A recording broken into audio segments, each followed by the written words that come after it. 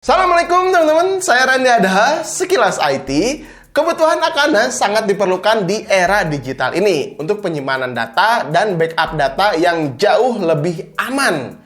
Sebelum lanjut, kita kenalan dulu sekilas tentang NAS. Apa sih arti dan fungsi si NAS ini?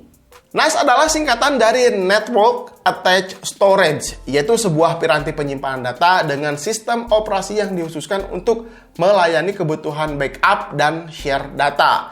Nah, NAS ini bisa diakses langsung melalui jaringan dengan protokol seperti TCP atau IP.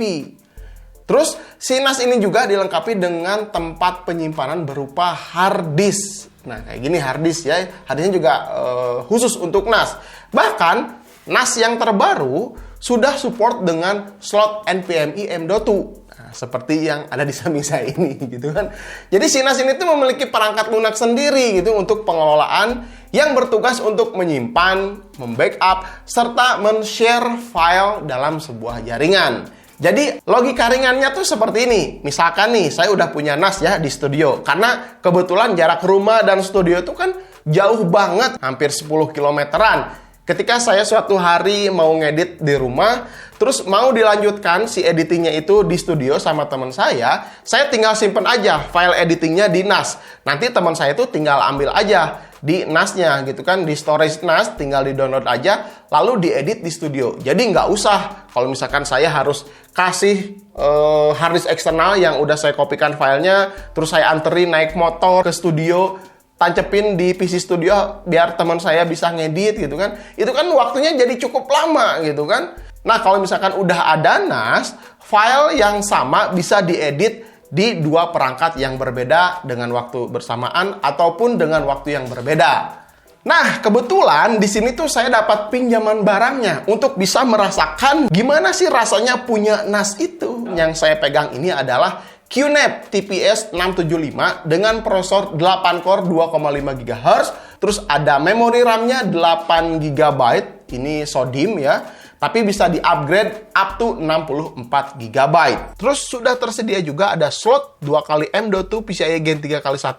Dilengkapi juga ada 2 slot PCIe Gen 3x4. Untuk harddisknya ada 6 slot harddisk 3,5 inch. Atau bisa dipasangkan juga harddisk 2,5 inch. Maksimum 18 TB per slotnya ini. Jadi kalau misalkan ada 6 kali 6 saja, totalnya 108 TB.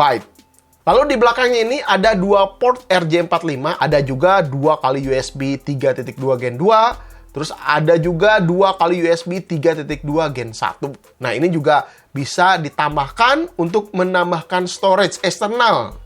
Misalkan saya punya harddisk eksternal atau SSD eksternal, bisa ditancap di sini dan bisa diakses sebagai NAS.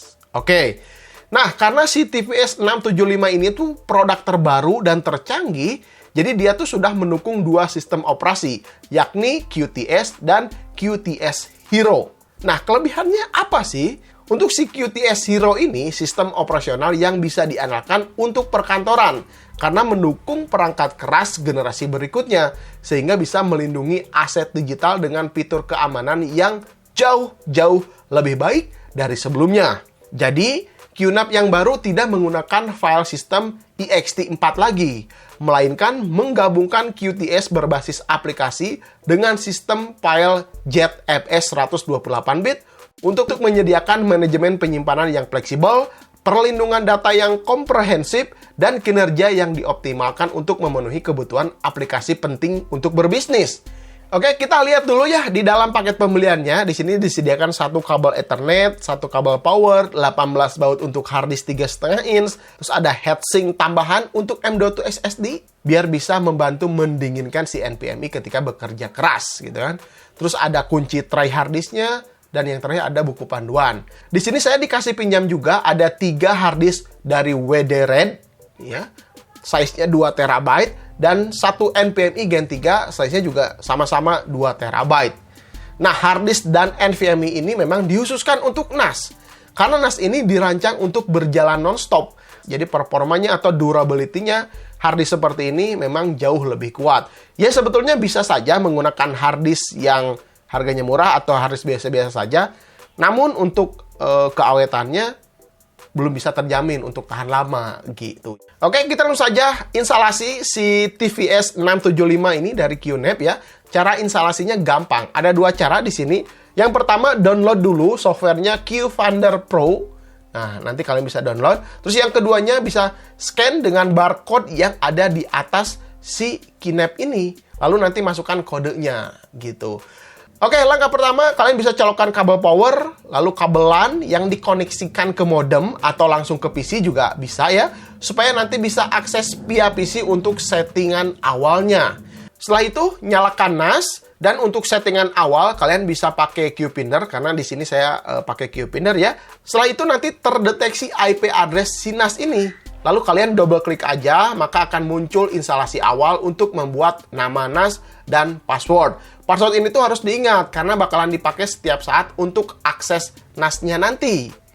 Ada pilihan untuk Windows, Mac, Linux, sebaiknya centang aja semuanya, biar nggak ada masalah saat penggunaan nanti ya. Setelah itu, kalian tunggu proses instalasinya kira-kira ya 10 menitan gitu kan, kurang lebih. Jika sudah selesai, kalian balik lagi ke QFinder, lalu double klik lagi IP address, dan login pakai username admin dan password yang sudah dibuat tadi. Ya, gampang kan? Maka setelah itu masuk ke tampilan utama NAS dan bisa sekaligus setting-setting storage, partisinya, terus bikin RAID 0, RAID 1, sampai RAID 10 ada di sini, jadi sesuaikan saja dengan kebutuhannya. Nah, di bagian control panel, kalian bisa lihat nih ya, di sini bisa terlihat storage yang ada di dalam NAS ini. Berwarna hijau nih, ini. Seperti saya di sini pasangkan satu NVMe 2 TB dan 2 hard disk WD-RAID tadi ya. Ada 2 sebesar 2 TB, jadi totalnya 4 TB. Terus untuk menunya di sini, kalau kalian mau membuat folder atau membuat partisi baru, kalian bisa masuk ke control panel, terus masuk ke menu snapshot. Di sini kalian bisa buat partisi folder dan macam-macam lainnya. Setelah selesai partisi, untuk aksesnya kalian bisa masuk ke bagian network ya di PC. Nanti di sana terdeteksi nama NAS tadi. Kebetulan tadi saya kasih namanya Sekilas IT, jadi tinggal klik aja nih ada di sini. Tinggal masukkan username dan password kalian.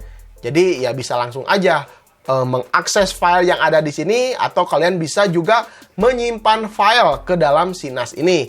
Caranya gampang, bisa di copy paste atau di drag langsung untuk si filenya. Namun jika kalian berada di luar lokal jaringan, atau misalkan saya lagi di luar studio, mau ngambil file di dalam NAS ini memerlukan jaringan internet. Kecepatannya ini menyesuaikan internet yang kita pakai. Kalau masih di dalam studio, ya ini menggunakan lokal jaringan. Disinilah kecepatan router kalian sangat berperan sekali. Ya disarankan, kalau kamu punya NAS, usahakan menggunakan router yang punya speed transfer cukup baik. Oh ya, untuk harga si QNAP TVS 675 yang saya pegang ini berkisar di 23.800.000-an yang versi 8 GB. Dan punya garansi 3 tahun, tapi belum termasuk harddisknya.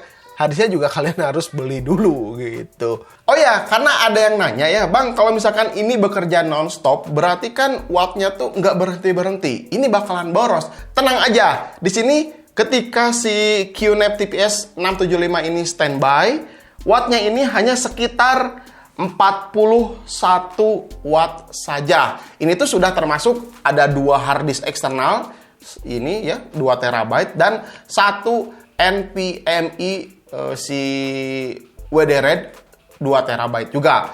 Jadi kalau misalkan untuk kebutuhan di sekolah, di perkantoran, watt seperti ini saya rasa tidak terlalu menjadi beban perusahaan gitu. Masih tetap irit gitu kan, dengan fungsi yang segudang, dengan fungsi yang bisa diandalkan, ya wattnya nggak terlalu boros lah gitu kan. Jadi kesimpulan yang saya dapat untuk si QNAP TVS 675 ini memang dikhususkan untuk kantoran, untuk sekolah, untuk bisnis-bisnis yang memang harus menjaga file-filenya tetap aman. Aman dari virus, aman dari hacker gitu kan. Si TVS 675 ini sudah bisa diandalkan. Apalagi dengan fitur yang 2 operating system tadi ya. QTS Hero sama QTS yang biasa. Terus file sistemnya sudah menggunakan ZFS 128 bit. Nah ini bisa diandalkan lah untuk para kantor dan para pembisnis lainnya gitu. Terus kalau misalkan untuk konten kreator seperti kita, mungkin bisa beli NAS yang harganya di bawah ini. Karena banyak banget ya tipe-tipe NAS dan harganya juga bervariasi. Makanya di zaman sekarang, NAS ini bakalan banyak penggunanya. Bukan hanya kantoran, sekolahan, tapi konten kreator sosial media, YouTuber, selebgram, influencer. Mereka tuh pasti punya tim dan harus saling berbagi file ke sesama demi kelancaran pekerjaannya. Oke, gitu aja teman-teman. Mudah-mudahan video ini bisa bermanfaat untuk kalian. Saya Radya Adha, Sekilas IT. Assalamualaikum warahmatullahi wabarakatuh. Salam teknologi.